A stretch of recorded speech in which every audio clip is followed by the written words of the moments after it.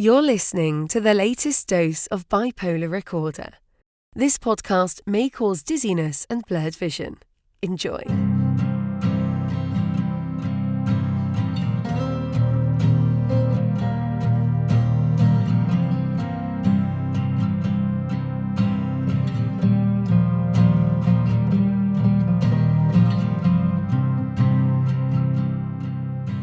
Welcome back to Bipolar Recorder.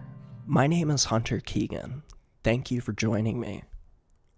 It's been a little while since our last episode. I've been busy recording new interviews and editing them all together. This is the first of several new installments that will be coming out over the next few weeks.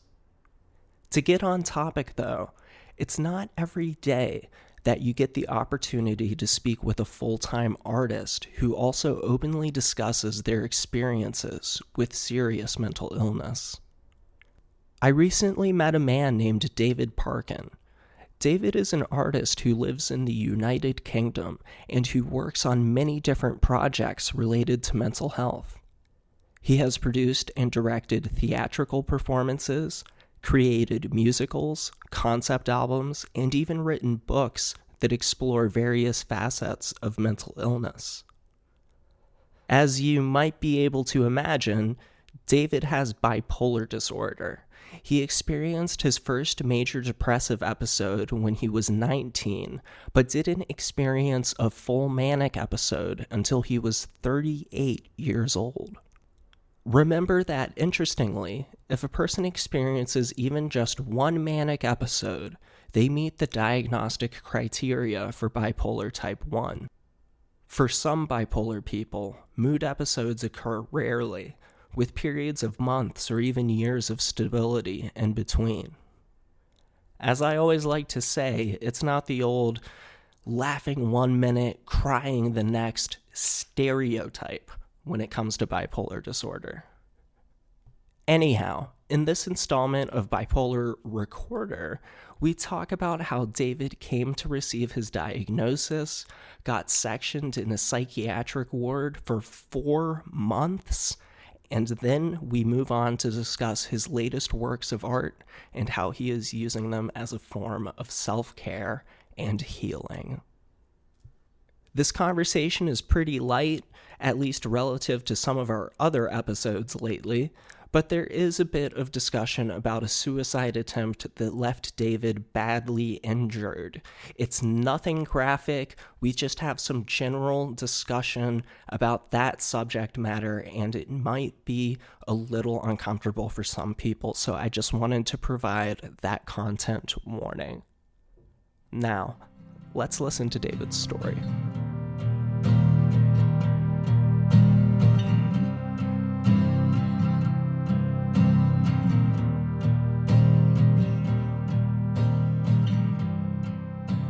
I'm joined today by David Parkin, who is an author, theater maker, musician, and installation artist from the UK.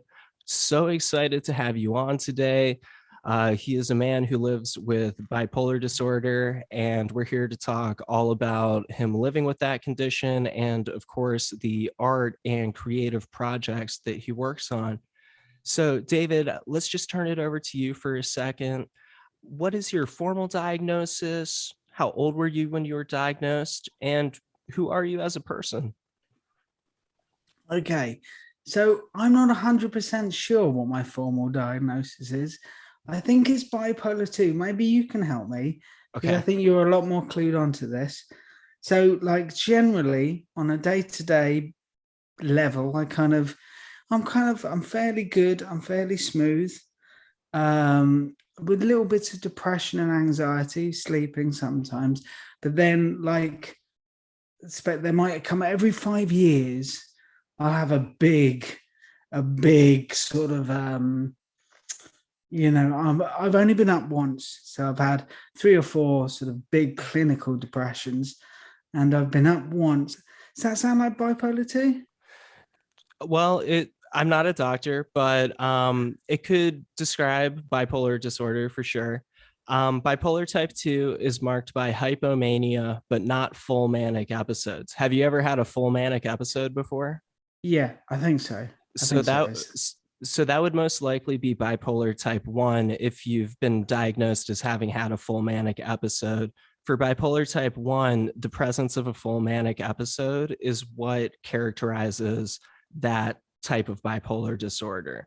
But anyhow, with bipolar type 2, there is major depression and hypomania, but not full mania. Right. Yeah. Not Maybe sure I'm if that one. helps.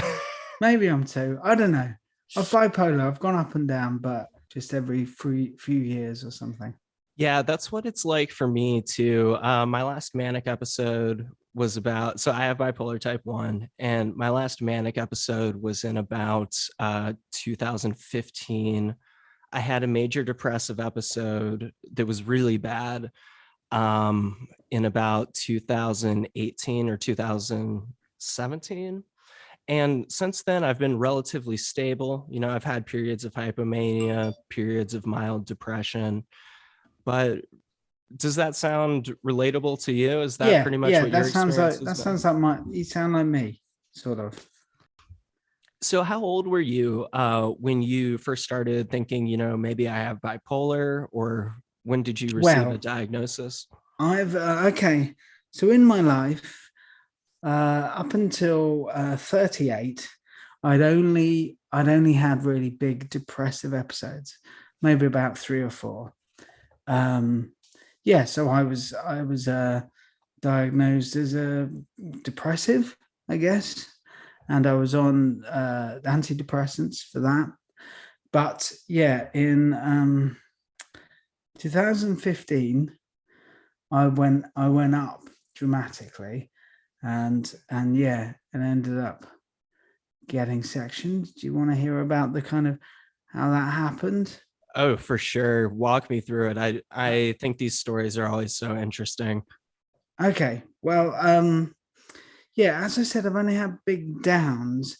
It's kind of weird. It's kind of weird because I'm an artist. I feel like I need to go through my big downs and say how I kind of logged them as an artist, and then go into this. So 19, I had a big down.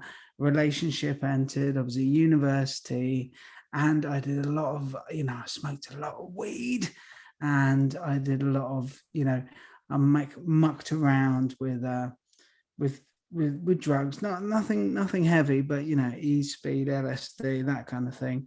Mm-hmm. And obviously I found, so it was a combination of relationship ending. My first relationship, I don't know if I've ever been that in love. Well, infatuated. First relationship. I was just going to say, relationship stress can be a huge trigger for a lot of people. Oh yeah, it's my number one. It's my biggie. So I had a big depressive episode, and then at university, I was doing theatre studies, and I ended up making a show about it, as you do, a one-man show. Okay. So long ago, the all cultural, and you're an American, so all cultural reference for its title will be lost. It was called Driving Skoda in the Fast Lane. Skodas back then were shit cars. Yeah. Okay. So anyway, it was a one-man show, and that kind of got me into an arts organization, and I had many happy years with them.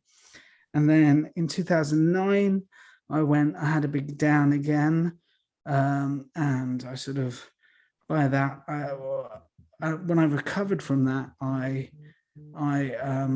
wrote a clinical depression concept album called Good Friday, available on all good streaming sites. Yeah, I checked it out actually.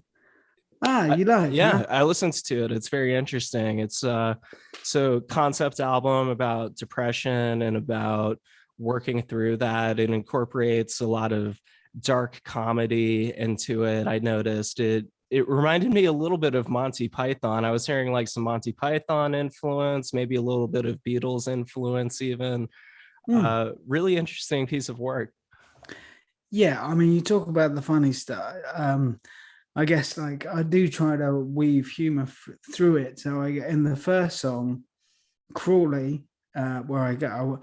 Crawley, by the way, is a really awful town in England. It's like the place to go to top yourself. And I went there almost in a kind of grim acceptance. My parents lived in East Grinstead, which is a lovely little place, and I could have gone to Tunbridge Wells, which is nice, but I thought, no, I'm going to fucking Crawley. And yeah, there's a line in there. So I bought a knife and I bought some whiskey. And yeah, so the line is, I'm shopping in Sainsbury's and I'm buying a knife and some whiskey. And I realize my shopping looks crazy. So I know what I'll do. I'll buy a copy of Look Who's Talking. Mm-hmm. Too. Yeah.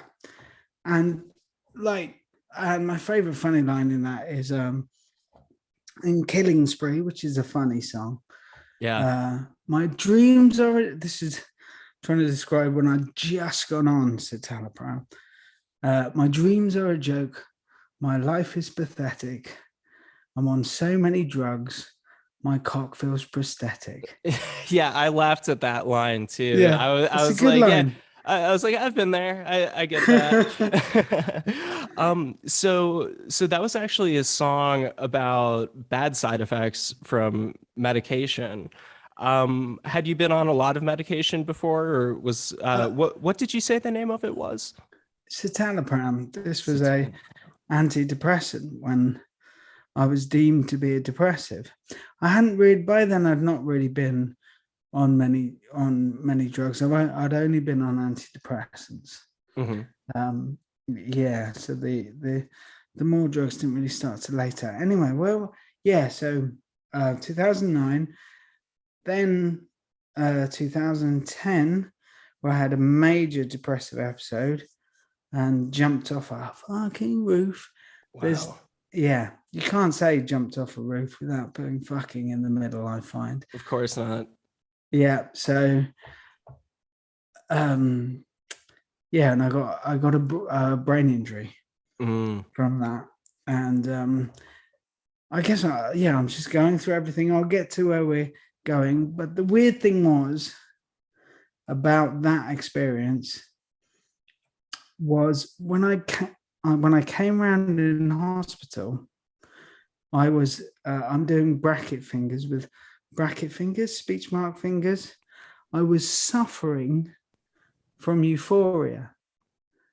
So I was I had a 5-minute memory, but I was this giggling wreck who didn't know what was going on, and I can remember why it was there. I just, I broke 11, loads of bones. And, oh my gosh. But for Wait, some reason, just to backtrack for 1 second, was this part of like an attempt on your life? Was it like an accident that had happened while you were manic?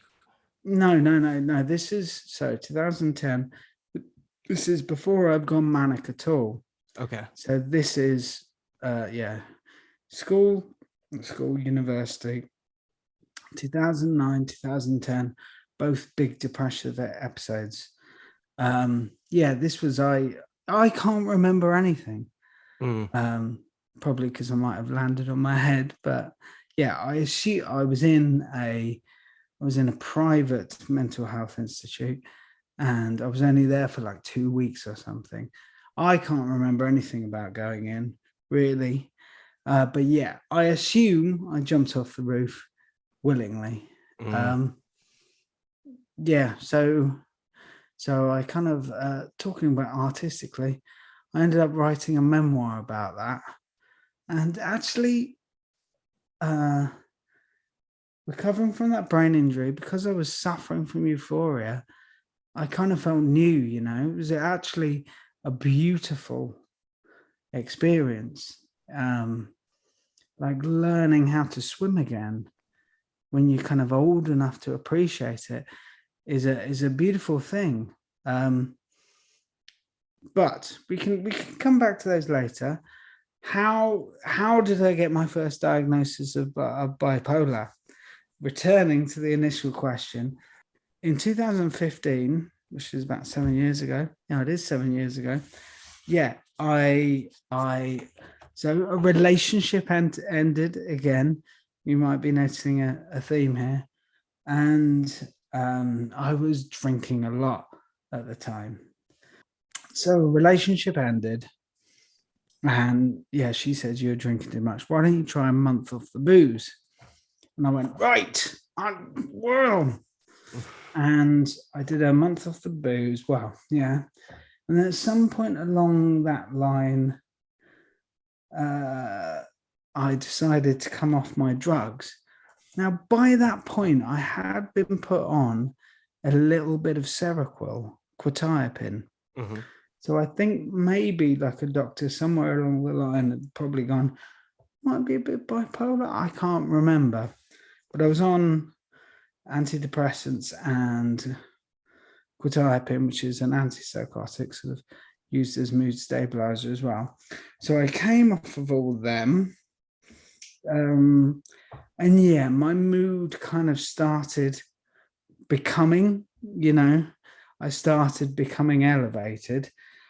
So I started, how it happened was I started writing rules for how I was going to cope with the non-alcohol, how I was going to deal with it.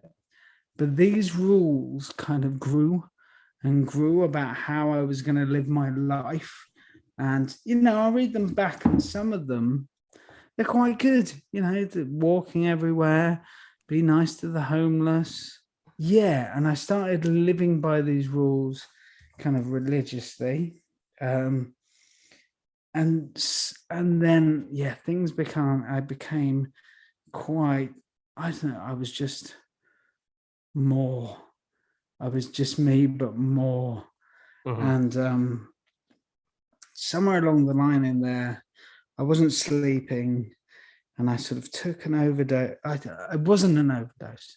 It was only to help me to sleep. I was like, yeah, I'll shove down whatever, 600 Seroquel, quetiapine. Now that will do the job. My housemate came back and found me.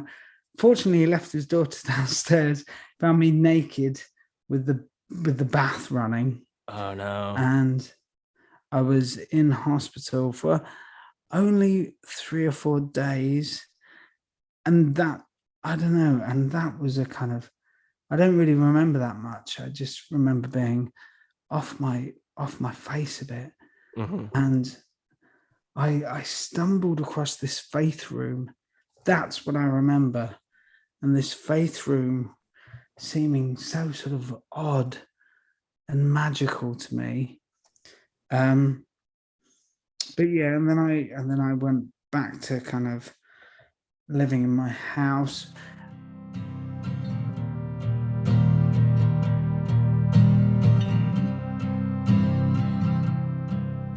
At this point in the conversation, David speaks about a children's book and an accompanying musical that he was working on in the midst of a manic episode.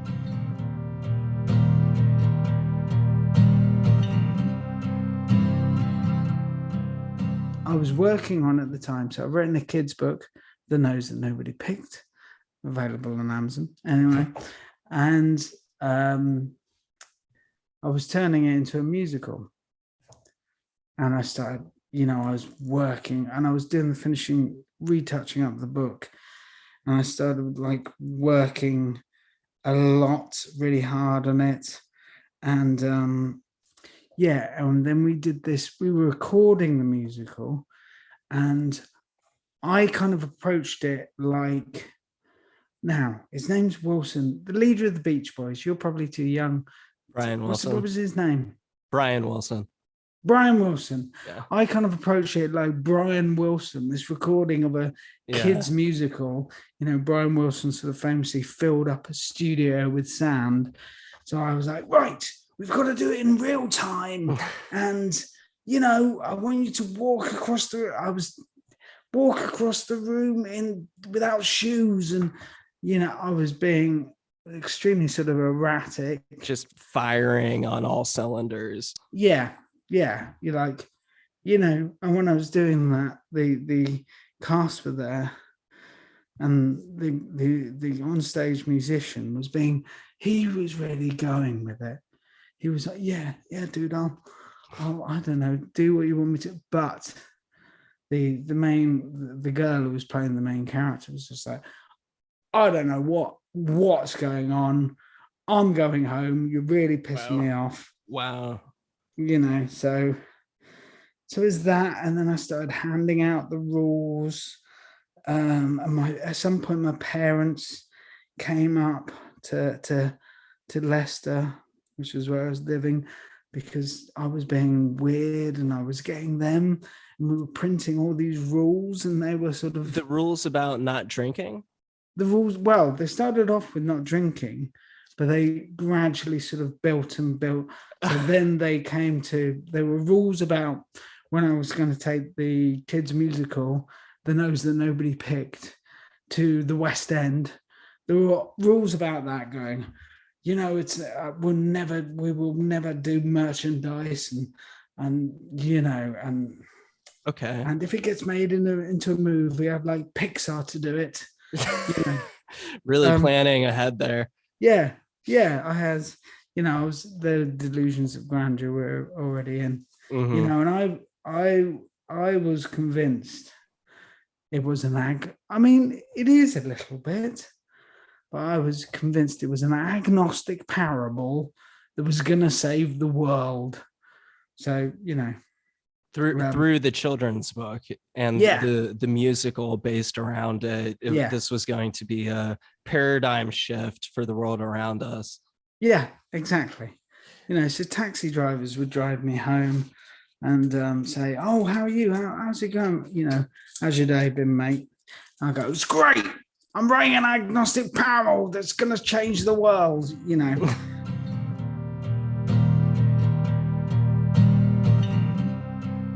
David continues on to discuss dangerous situations he got into despite having such grandiose, noble intentions.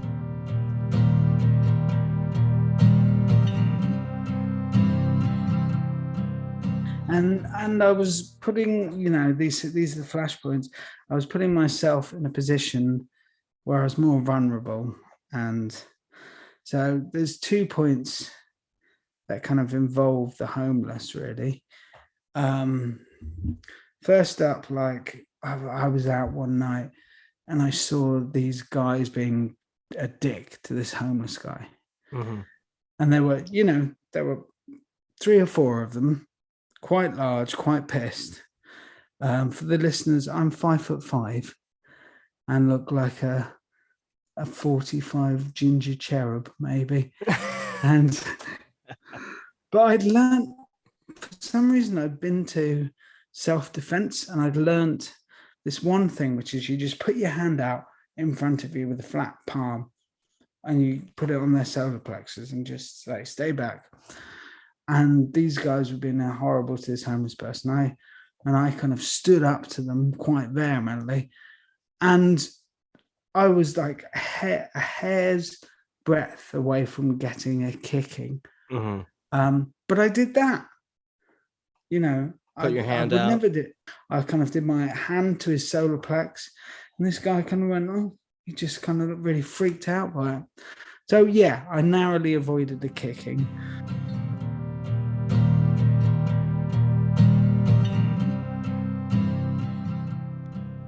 Pretty wild stuff, right? But it doesn't end there.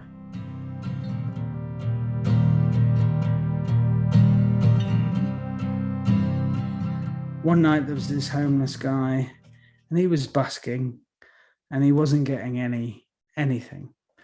And I felt sorry for him, so I said, "It's all right, mate. I'm gonna get you some money tonight." So I wouldn't call myself a poet, but I've written poetry. Some of it's short and funny. So for this homeless guy, I was doing this poetry in the street to passers-by, and I got a bit of cash, maybe a tenner together. But then I said, "Tell you what, mate, should we get some food?"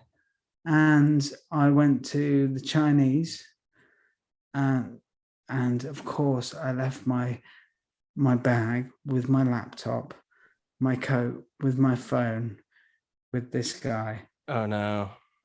And I don't blame him, because I put him in that position. I wasn't thinking straight. Mm-hmm. I put him in a position where it was like, well, I've got to take this, Mm-hmm. So yeah. So you'd And had your stuff stolen because you were kind of on this mission of yeah, benevolence and, yeah. like you were saying, kind of this grand delusion of grandeur, Mm. going around and changing the world, trying to change your local community, trying to improve the society around you. I mean, these are very, very high level kinds of initiatives to just start out on one day and go out and decide, well, I'm going to create these rules to stop drinking. I'm going to create these rules for my new play and my new book, and I'm going to help the homeless. And you've just got all of these different things going at the same time. That sounds pretty manic. Yeah, it was. And you see, the thing was, I'd never been diagnosed before then. I'd never really shown any signs of hypomania. I'm not quite sure why it all came together then, but also obviously my friends and my family had no idea. Like Dave's acting a bit weird, you know. Yeah. Um, and so there was this day. So I was doing a reading of The Nose That Nobody Picked, and I was convinced it was going to be a kind of new age, cutting edge, hip version. So I was going to walk to the art center, and along the way, I would pop into secondhand shops and get my costume as I went, all the while getting audience to follow me, like the Pied Piper, and and not entering the building until it was my time to go on.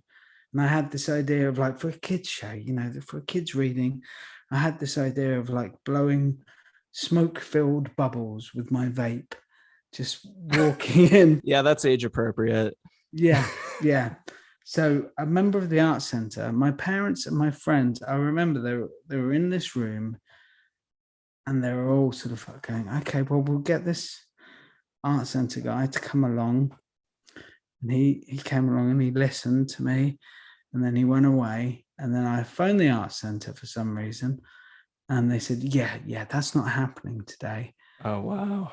because the artist is unwell. Yeah. And I was hugely annoyed by this. And so I was with my parents for a meal, and I phoned my friend. I was like, I'm going to write something on Facebook about this. How dare they turn away my cutting edge experimental art children's book reading? And she phoned my parents and kind of told them that. And I remember being venomous, like talking to my parents, who were lovely, and like, they're lovely people. And, I remember saying, that book is my intellectual property and I can do whatever I want, but saying fucking every other word.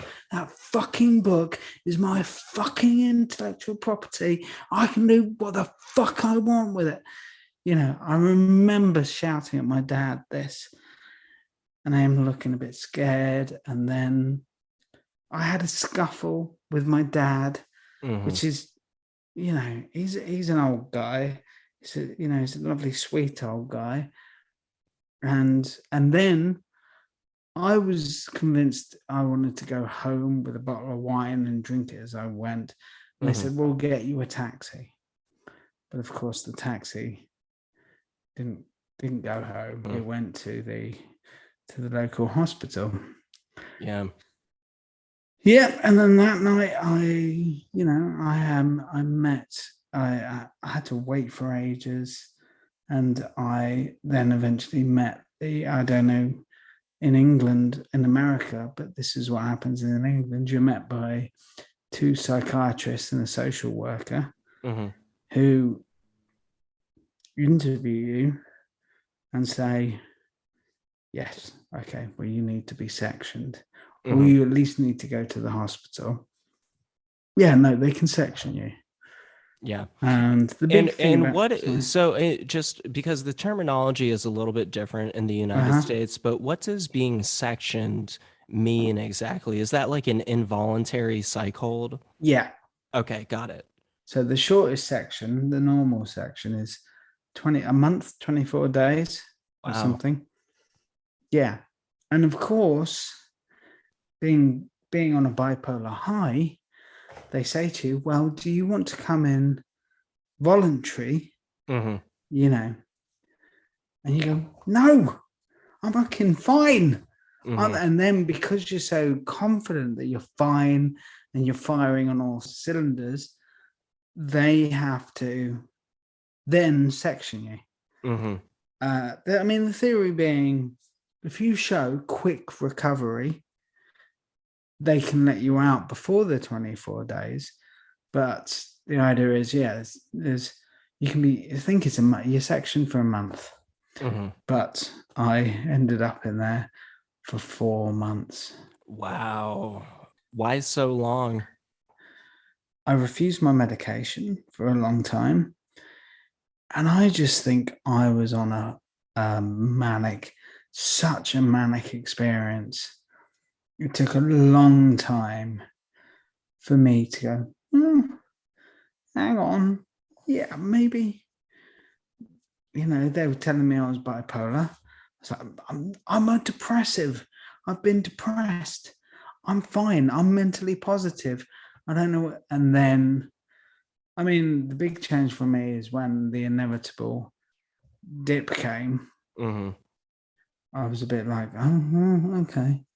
They might have a point, actually. Yeah, those depressive episodes are like a wake-up call, because when you're manic, you know, you can be feeling pretty good, and then the depression creeps back in and you're like, oh shit, like now I've got to, like, this is a thing. At least that's my own perspective on it. I had a hypomanic episode a few months ago, and I was like, you know, I'm feeling good. I should be down on my medication, blah, blah, blah. And then a week later, I just hit this wall of depression, and I was like, okay, this is the worst. Like, I do need to continue taking my meds, at least for now. So I can relate. Yeah, I mean, it was weird for me because, as I said, I'd never had, and I think in my life, I probably had elevated periods. It's probably been a part of what it has, but nothing as much as this, nothing. So as far as I was aware, I'd have been depressed, but I wasn't bipolar because I'd never, it was so, yeah. I mean, that's the thing about my big experiences. As I said, 3 or 4. When I get depressed, clinically, it's like clinical. It's like, I'm sure you've had other people on here, but it's heavy. It's not like from minute to minute, and everything is telling you want to die. You know, I mean, I haven't had one of those for a long time, and hopefully at this rate, I won't have any more. I'm a lot more sort of clued in with myself. I mean, yeah, as I was in there for 4 months, but like one of the good things was I was properly diagnosed. You know, they said, you got bipolar? I said, no, I haven't. And so on. And then obviously they took me off the antidepressants I was on and just put me on the antipsychotic mood stabilizers. When I'd crashed, I was like, I think I need some well, from what I know, for bipolar, antidepressants aren't necessarily the thing. You're not supposed to only take antidepressants if you have bipolar, because antidepressants on their own can be a trigger for mania in many cases. That was it. So I was saying, I'm really depressed. I think I need some antidepressants. And they were like, no, sorry, we can't give you that because that might trigger another manic episode. I was like, give me the antidepressants then. That will trigger another manic episode. I much prefer that to this. Load me up. But yeah. So that is quite the experience. 4 months being sectioned is that I can't even imagine being on a psych hold for that long. That must have been tough. So how have these experiences translated over into your artistic work that you have done or that you're currently working on? Yeah. So as I said, the first one was a kids project. And then I did the Clinical Depression concept album, Good Friday, available on all good streaming sites, or davidparkin.org, check it out. And then I had the brain injury, and I wrote the memoir about brain injury and depression. Still searching for a publisher. It's a great piece of work. Have you ever considered self-publishing it?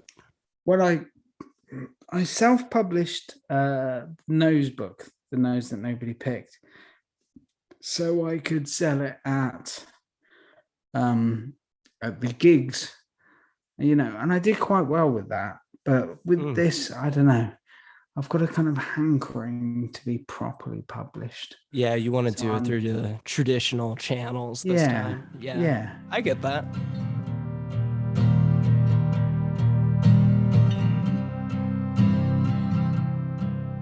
We shift gears a bit here and begin talking about an installation art project that David is currently showing in the UK. If you're not familiar, installation art is basically when an artist sets up a large piece or exhibit in an entire gallery or other big location. The audience is allowed to walk through the exhibition and view and interact with different art pieces, creating an immersive experience. In David's case, his installation also incorporates aspects of performance art, as he himself is one of the works on display. The concept behind all of this is really quite interesting. Let's listen to David describe it in his own words.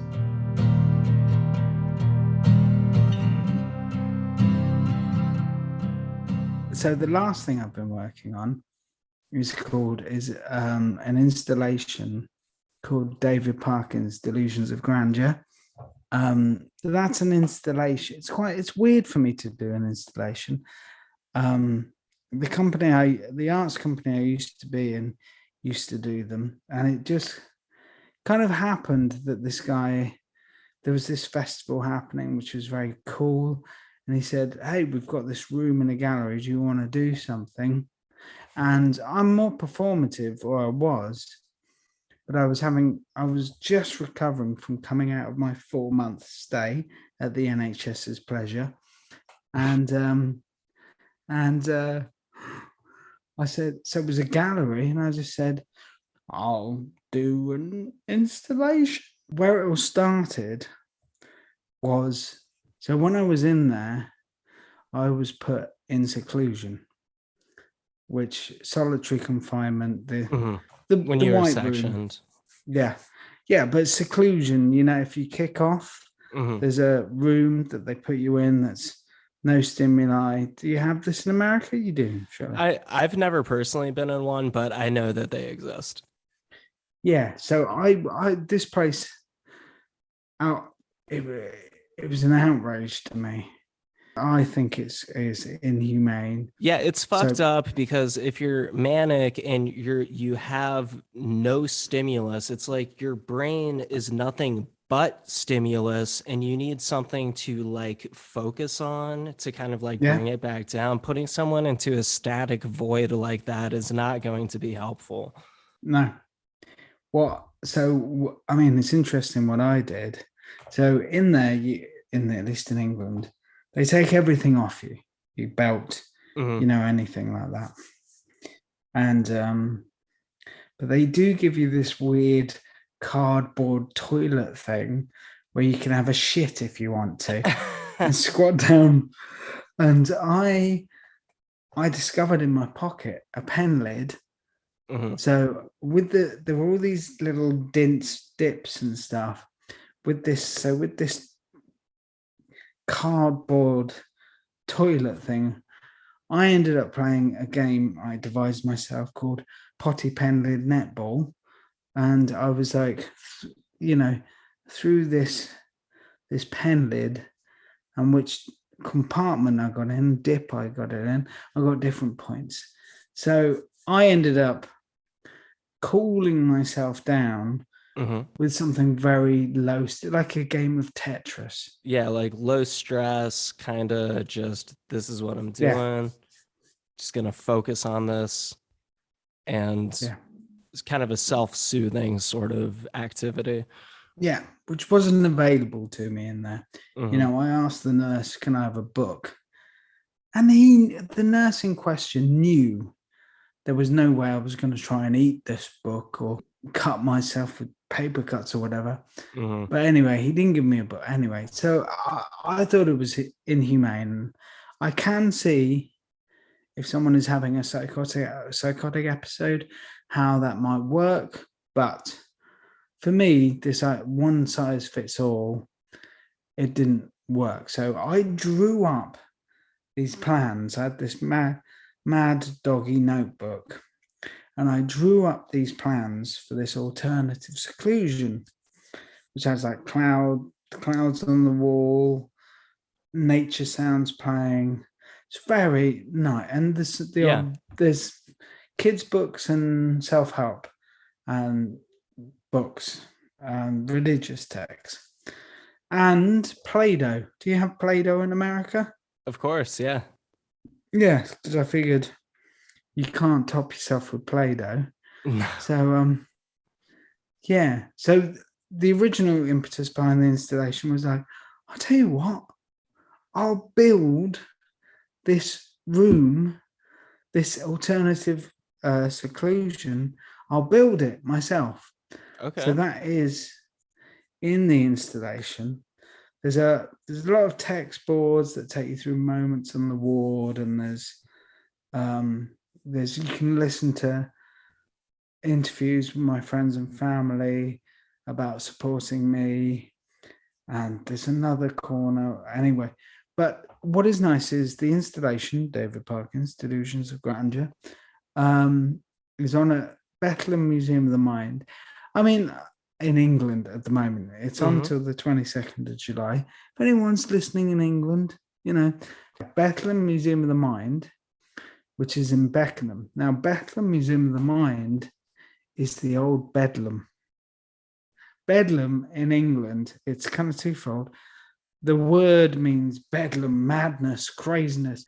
The reason why we use that word in that context is because one of the original asylums in England, mental health unit, loony bin, whatever, was the Bedlam. So that's why we say Bedlam in that phrase. So it's on, I don't know if it's on the exact site, but it's where the original site was. Okay. There. Interesting. The old Bethlem Museum of the Mind. Now, Bethlem Museum of the Mind is still in Bethlem Hospital, which is a working mental health unit. And what I found really, I've been hearing stories, what I found really nice is that service users or inpatients or, inmates, patients, have been visiting my seclusion and kind of, hanging out there and chilling out. That's so cool. That is very cool. I'm very proud of that. That's amazing. So this is kind of like, you're like, look, if I was ever in this situation again, this is how I would want it to be. And now you have people who are in that situation and they're drawn to it. Like, hey, this is actually pretty cool. Was that one of the main goals of this artistic endeavor? What were your other objectives with it?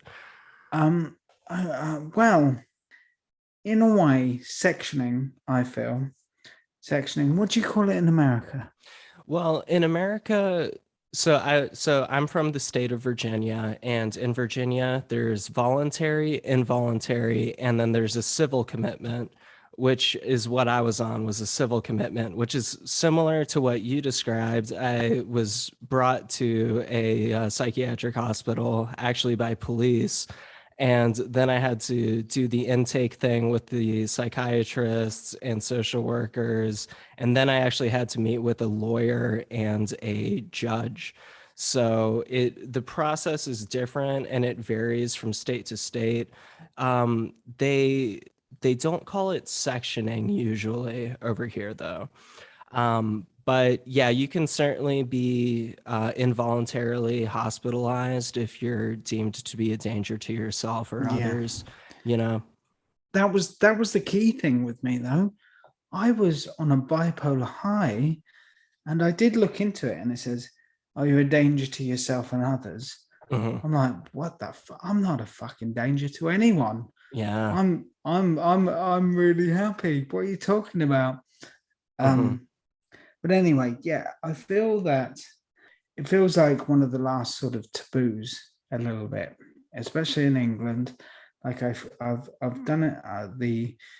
The exhibition has been on twice. First time I did it, I had a great response, and there were people who I knew who then told me, "Oh yeah, kind of I've been there, or my brother's been there, and I didn't know that at all, you know." Mhm.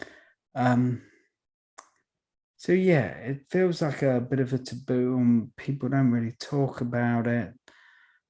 The exhibition is an unflinching view. You can listen to songs I wrote. I'm a piano player, but I only had a guitar, so I kind of learned it a little bit. You can listen to songs I wrote in there. Most of the songs are shit, in fairness, but some are good.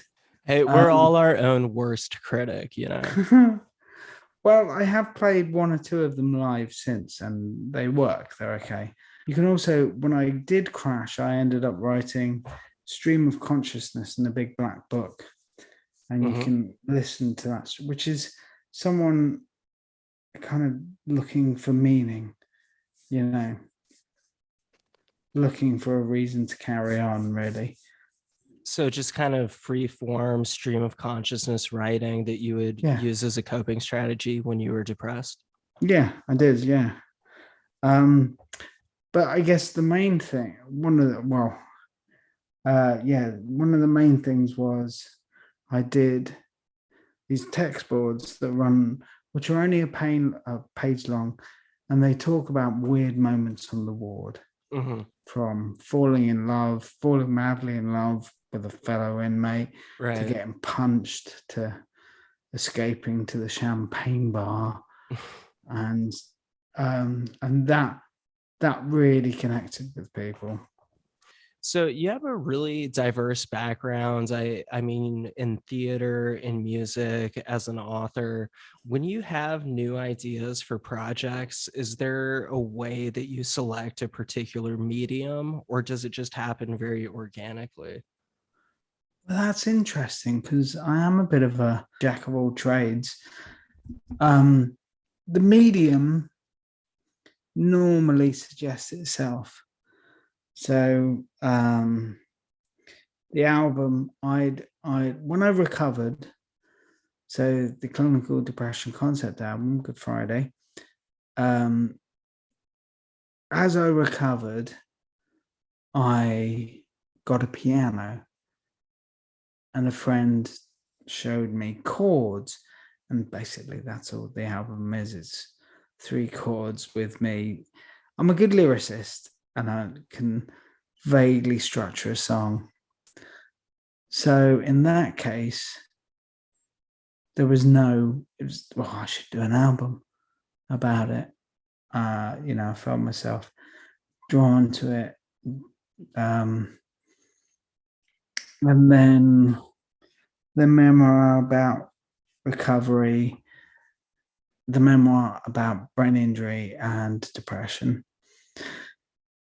It was when you live through something like that, the fact that after jumping off a fucking roof, I have to put that fucking in there, after jumping off a fucking roof, to come round giggling and finding that, to me, that was such a weird plot twist.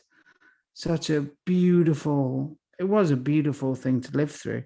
And so that should be a book, of course, because it's a story.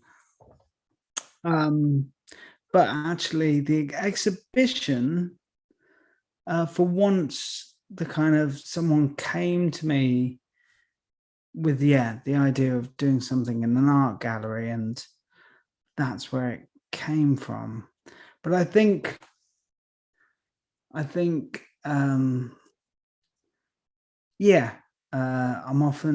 know what I want to make. Mm-hmm. It comes like, I should do an album about this. So I'm very rarely kind of wondering what to do. Yeah, it just kind of happens spontaneously. Yeah. Got you. Very cool. Very interesting. One other thing I wanted to ask you is, why do you think the use of humor in your work is important? Because you gotta laugh. I don't know. It's just, that's the thing about bipolar and me. When it happened, I've only had one manic episode, but I'm a reasonably funny chap. So when bipolar hit, I was,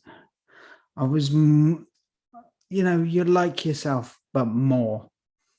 But humor in the work, it's just how I exist. You have to be able to laugh, surely, because if you didn't, you'd cry or some shit like that. But it's true. You've got to. So it's impossible not to look back on this kind of fondly and joke about it, Now it's another cultural reference. It might not work. So Blackadder, do you have Blackadder in America? Okay, I had to look this one up since I'm American and apparently didn't fully understand the British cultural reference.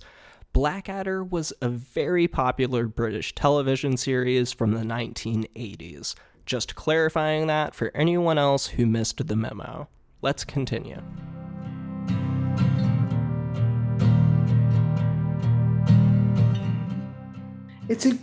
Everyone in England knows it.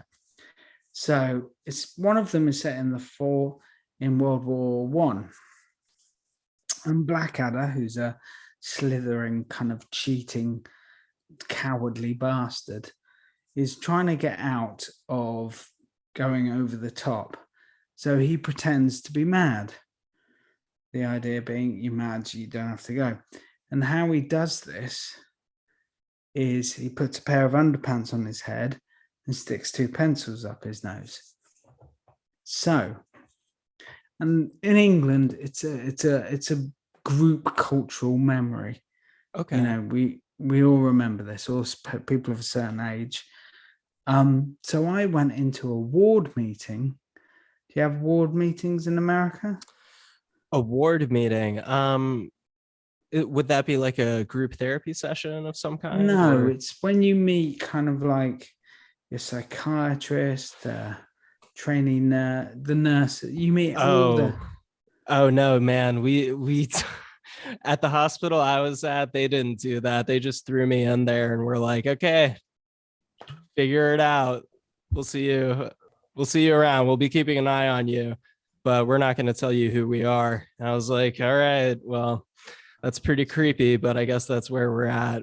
But anyway, so award meeting. So when you were sectioned, they actually introduced you to the staff? Well, every 2 weeks, you were introduced to stuff. You saw your doctor, your head psychiatrist, who decided what drugs to put you on about every 2 weeks. And it was a ward meeting. So everyone was in there. My parents were in there. You have your main doctor, your head nurse, everyone. So they're there to appraise whether you are sane enough or not to be let out into the real world. And I went to this board meeting. I was being satirical. It was, so I went to this ward meeting referencing Blackadder with a pair of underpants and 2 pencils stuck up my nose, or my underpants on my head. And yeah, I thought I was being hilarious and smart and witty. And in fairness, like the majority of the staff weren't white English people. They were from different race. So very few people got it. And oh man. So you had this joke and it just didn't land very well, it sounds like. And I wasn't released. Oh soon no. After I was withheld for a while longer. How much longer after that did they keep you in there? I can't remember, to be honest. Oh man, that's too funny. It is funny because like if I know that I have a kind of like dark, sarcastic sense of humor. And I have found also in my own life that it doesn't tend to translate very well when you're talking with a psychiatrist. You know, you gotta be on your best behavior for those moments. Like, I was still flying, so I had to go into ward meetings and read them poetry about why I should be released. And what was their response to that? But they would, they're like, great, now I have to listen to this again. Yeah. But, medical types they've got a very limited appreciation of the arts. I gotta say, it's always nice when you can find someone who does have appreciation for the arts and is very educated in their field. Yeah, I mean, for us in England, I mean, and this happened 7 years ago. And so, like, I phoned my psychiatrist, and my psychiatrist talks to me 4 times a year. Okay. And it's just a kind of, what's going on? Do you need more drugs or whatever? Yeah, like, do you need a med adjustment? Have you been psychotic? Just like, have you thought about killing yourself? Just kind of those standard questions. Yeah. That sounds familiar to me too. I check in with my own psychiatrist about once every 6 to 8 weeks these days. And we just go down a quick list. I would say our appointments are usually about 15 minutes long. Yeah. I think psychiatrists, especially in England, I see that they're just the medicators, really. And certainly, especially where you're under section, the people who know you and understand you are, if you're in there for 4 fucking months, are the nurses. I agree. And I met a lot of nice nurses. Me too. Yeah. Nurses, I got to tell you, those men and women working as nurses, they are so underappreciated, and they do often kind of act as that like middle ground between talking to a scary doctor or talking to someone who's a bit more down to earth, maybe a bit less jaded, a little more compassionate. At least that's what I've found. Yeah. I mean, I've had 2 experiences. So I had the sectioning, and then after jumping off a fucking roof, I was in hospital for about 3 months. And, it's the nurses who you really get to know. A doctor may be able to see you and go, oh, you need this or whatever. But a nurse can tell how many sugars you have in your tea, Mm-hmm. and I think maybe they should be given a little bit more power when it comes to grading your madness. Yeah. I don't know. Yeah. I wonder how the breakdown of that is, like how much the nurse's notes or input really gets taken into consideration by the rest of the medical team and things like that. But I know when I was in the hospital, I was only hospitalized for about 5 days following a severe manic episode in 2015. So so nowhere near 4 months. 5 days. Come on. 5 days. I know, 5 days. It wasn't fun, man. Trust No, me. it wasn't. But it was a long 5 days. But anyhow, there was a nurse on the staff there who actually told me a couple of things that were more important and powerful than any of the, official therapists or doctors told me. Like, you know what I mean? Like, just casual, friendly back and forth, and you take little gems of wisdom from them. So yeah, I mean, anyway, like I had when I was see, for me it was I'm going to use this example, but when I was recovering from jumping off a flipping roof, thank you for censoring that one. Yeah, there was a point where I put two and two together. I had no idea why I was in there, and they wouldn't tell me because I was so fractured and broken. And at one point I said, I write songs. I've written songs about trying to kill my, and it all connected. Wow. Which makes a good little plot twist in the memoir. Anyway, but I spoke to my OT, occupational therapist, who was helping me with speaking and stuff. And I remember her saying to me, her boyfriend had done something similar. And she said, you didn't want to die. You just wanted the pain to stop. And I've heard that since. And, and I remember that very clearly because it's something to hold on to. And I think it's right, really. I think. Because, I didn't want to die. Life is precious. It's a cliche, but it's true, man. Mm-hmm. You only get one ticket. You got to take the ride.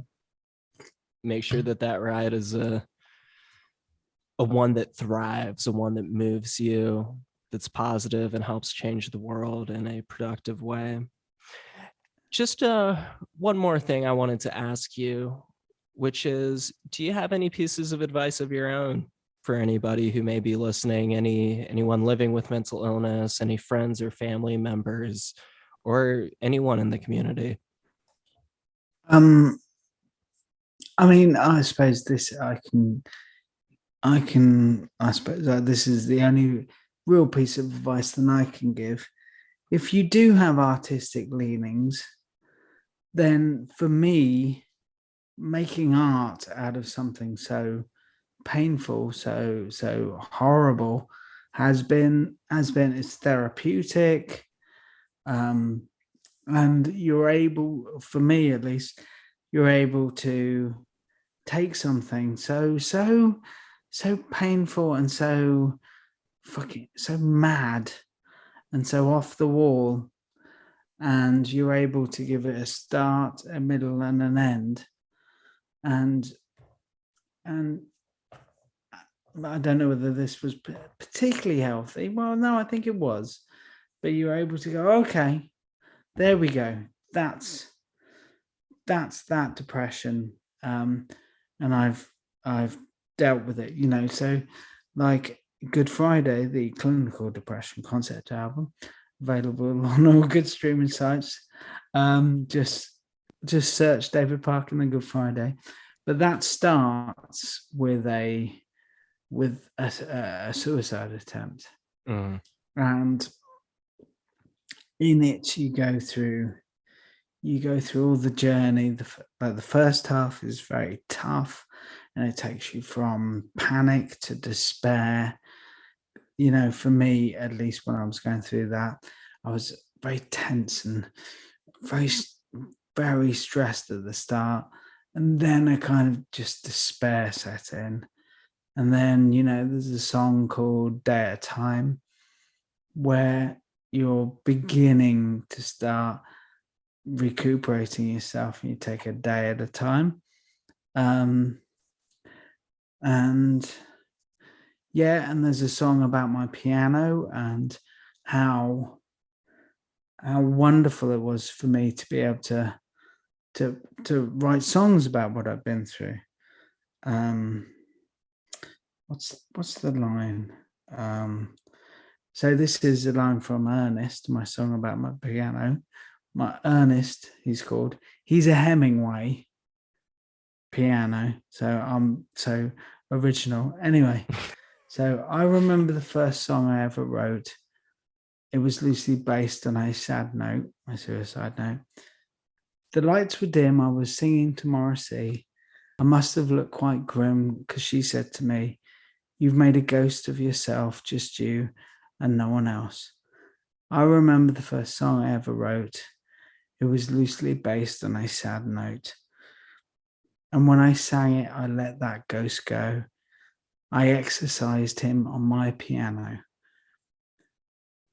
And it felt so good to let it out, that ghost became a cloud and drifted away. And Ernest was proud of me that day. So, so in Good Friday, the last song called Up, where I went to Thailand about a year after Crawley, the suicide attempt, and I walked up this hill and I ended up putting a note on a tree saying, "My name's Dave. I tried to kill myself a year ago and now I'm okay," more or less. So that song ends with, "It's good to be alive," so yeah, so my advice would be art. But also, I don't know, if you're recovering and trying to put yourself back together, I mean, mine is art, but a good passion project doesn't hurt, I would say. Something to focus yourself on. I don't know what that might be. That might be helping people in the community or whatever, but just find what interests you and try and focus on things. My other advice would be exercise. For me, I'm a chubby jogger, but jogging has saved my life on more than one occasion, I'm sure. And for me, medication and, as I said, exercise has been go for a jog. There we go. Awesome. I think that's it. I love it. Art and jogging. Art and jogging. Yeah. Fantastic coping strategies. I couldn't agree with you more about the importance of having passion projects and having creative outlets and using them as therapeutic tools to work through complicated or painful events in your life. So thank you for sharing all of that with us. And David, thank you so much for coming on today. Did you have anything else you wanted to share? You have a lot of projects you work on. I'll certainly be including all of them in the episode description for our audience to check out. Any parting words? I guess obviously the exhibition is happening in Beckenham and Bethlem Museum of the Mind until July 22nd. But a lot of your listeners might be American. So, but I would say I've done, so the text boards, the boards that run along around the exhibition about getting sectioned, falling madly in love, getting punched, so I've turned those into a podcast. And it works really well because they were only like a page long. I wrote them with that kind of limitation. It's a very swift, nice listen, I think. And so the podcast is it's Delusions, A Journey Through Sectioning by David Parkin, and it's on Spotify. But if you haven't got Spotify, just go to davidparkin.org and you can find out all about me, but also the podcasts are on there as well. Awesome.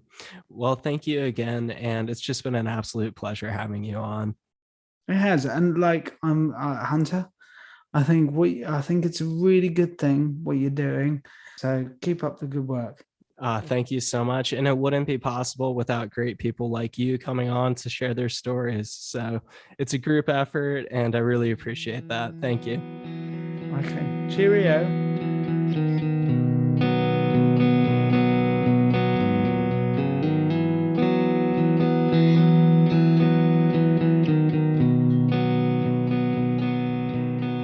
What an interesting guy and what an amazing initiative he's working on. I just absolutely love that his installation is actually being attended by hospital patients and that they're vibing with it. How cool is that? If you could design a luxury psychiatric ward of your own, what would it look like? I mean, I've been thinking about this too. I've always thought that the sterile, bland, uncomfortable environments of psych wards as we currently know them could definitely use an overhaul, to say the very least. If you want to check it out, David's exhibition is called David Parkin's Delusions of Grandeur, and it's currently showing at Bethlem Museum of the Mind in Beckenham, England. The exhibition will be running until July 22nd, so be sure to check it out if you live out in those parts. David's concept album about depression, called Good Friday, is available on all major streaming sites, and be sure to check out David's full website for links to his books and other projects. His official website is davidparkin.org. Plus, he's on Twitter at Dave Parkin. As for me and the show, I'm on Twitter at HHKeegan. There's also, of course, the show account at Bipolar Recorder. Be sure to follow them for show updates and to keep tabs on everything that's going on. If you'd like to make a friendly contribution to keep the Bipolar Recorder podcast running, visit bipolarrecorder.com or hhkeegan.com and to check out my books and art available for sale. Sales of that merchandise help support the show. They help offset all of the different costs that go into working on these sorts of endeavors. And your support really does mean the world to me. So thank you so much for the people who have already checked those avenues out. And if you haven't, consider just taking a look at those pages, hhkeegan.com or bipolarrecorder.com. And we've got some great books, got some unique merchandise that I think people will find pretty cool. So anyhow, my name is Hunter Keegan. Thank you so much for joining me. I've been closing out the show lately with a special little message, and I think it holds true for today as well. I hope you have a wonderful day, evening, or night, wherever you are. Stay safe.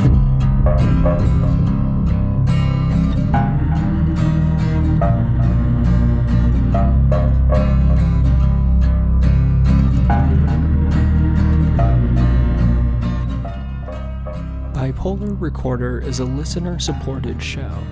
To help keep the show running, consider checking out our Patreon page or visiting bipolarrecorder.com. Unless otherwise stated, the hosts and guests on Bipolar Recorder are not licensed mental health professionals.